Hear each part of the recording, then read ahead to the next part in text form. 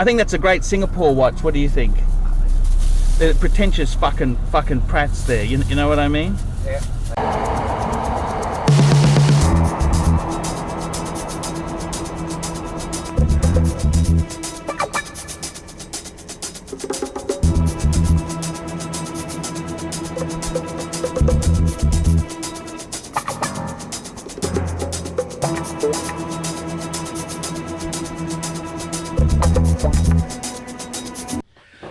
Hello, I'm Archibald Chesterfield III, and today Archie's done a really good video on why it's so morally wrong to sell shitters, to promote shitters. And Archie's put a lot of thought into this video. Shitters, shitters, shitters. They're just shitters. So I'd like you to take a look at it. Quick, wristwatch check. Gold sub, the Singapore watch that Archie's going to wear. Take a look and tell me what you fuckers think of that. Hello, I'm Archibald Chesterfield III, and today I'm making a video on why it is morally wrong to recommend shitter wristwatches to newbies. And the reason I'm stressing newbies is because once you're an experienced watch person, if you're dumb enough to buy a shitter, well, that's up to you. But as a newbie, these are people who are fresh to the hobby. I think it's reprehensible to recommend shitters.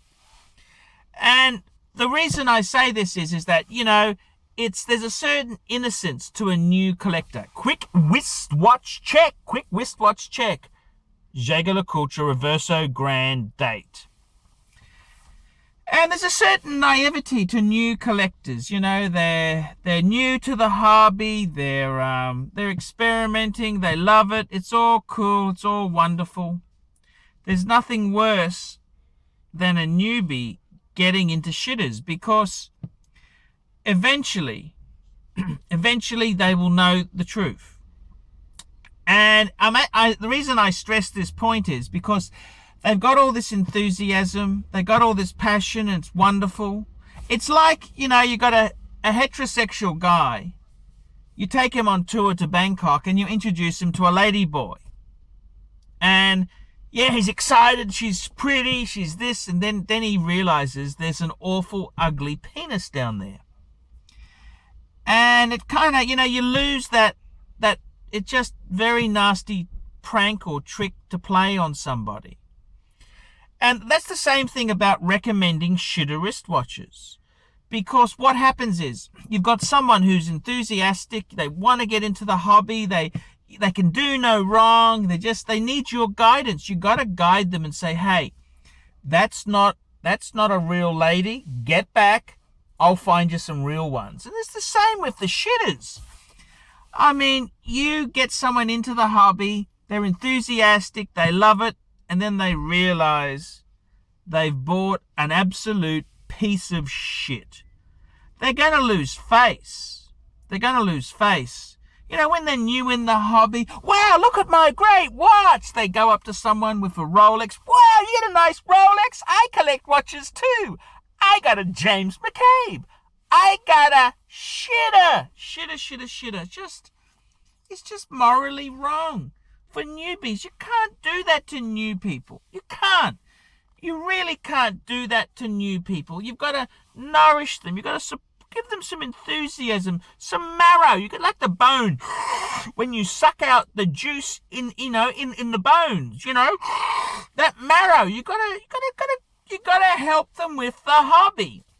And I gotta tell you, people, newbies coming into the watch collecting hobby, you gotta point them away from shitters.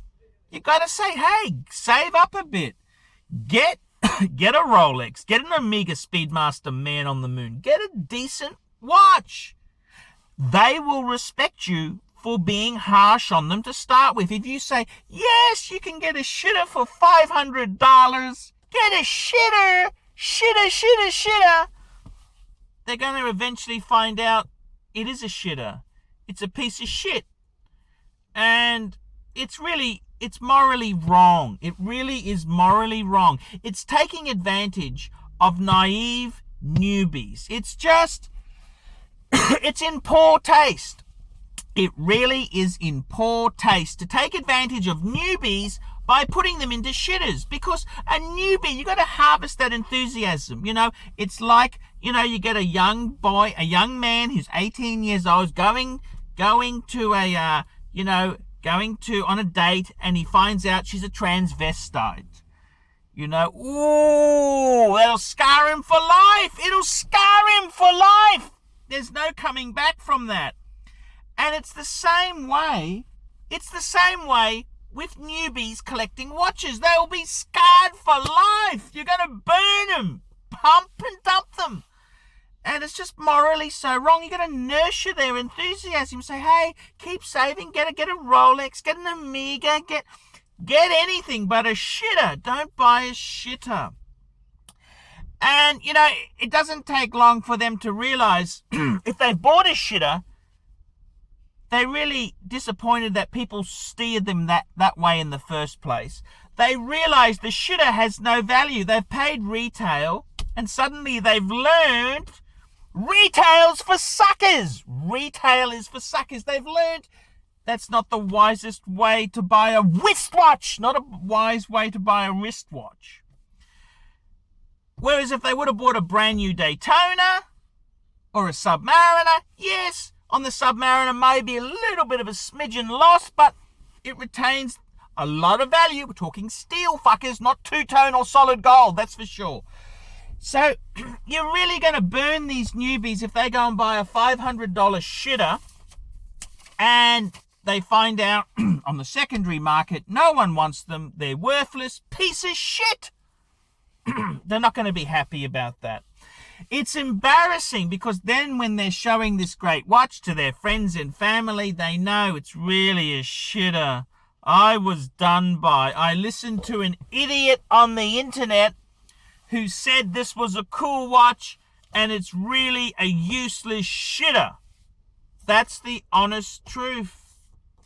It's really a useless shitter. And that's a very sad thing. It's a very sad thing. It's a very, very bad thing. See, with newbies, you gotta nurture their enthusiasm. They're excited. It's new blood into the hobby. And I tell you what, the watch world is getting very, very hard now. You're seeing the Chinese markets collapsed, you know, anti-corruption and all this evil, nasty communist shit. So we've got to nurture the new enthusiasts because watches are actually, you can't just keep going up. They're having a bit of a bad period.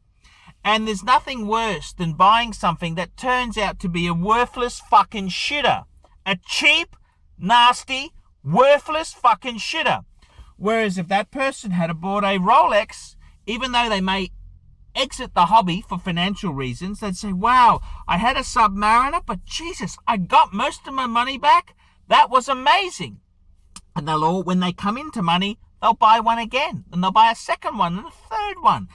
They've got enthusiasm for the hobby. So this is so sad when you see newbies out there who they get misled by unscrupulous YouTube channels who prescribe shitters. Yes, the shitter is cheap. Yes, it's affordable. Yes. But the honest truth is, these nasty, vicious shitters, they got very limited resale value. They're not the best quality. And you feel burnt. Like if you were a naive guy and you went out to a nightclub and you hook up with a transvestite, it'll scar you forever. It'll scar you forever.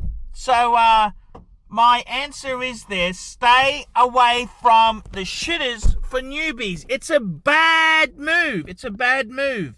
And anyone who pushes shitters onto newbies should really feel bad about it. I'm Archie Luxury talking about newbies buying shitters. Tell me what you people think of that. Yep. The nasty shitter. The nasty shitter. I hope you fuckers can understand why it's so wrong and repugnant to recommend shitters to newbies. And it's pretty fucking disgraceful conduct. That's what it fucking is. I'd rather be making whoring videos about Nana Plaza than recommending shitters, fuckers, nasty, vicious shitters. Nasty, violent, vicious, vinyl brown shitters. I'm Archie Luxury. Thank you for watching. Please subscribe. Please, if you're really loaded cunters, make a donation via Patreon, or please request a paid review. I'm fucking short.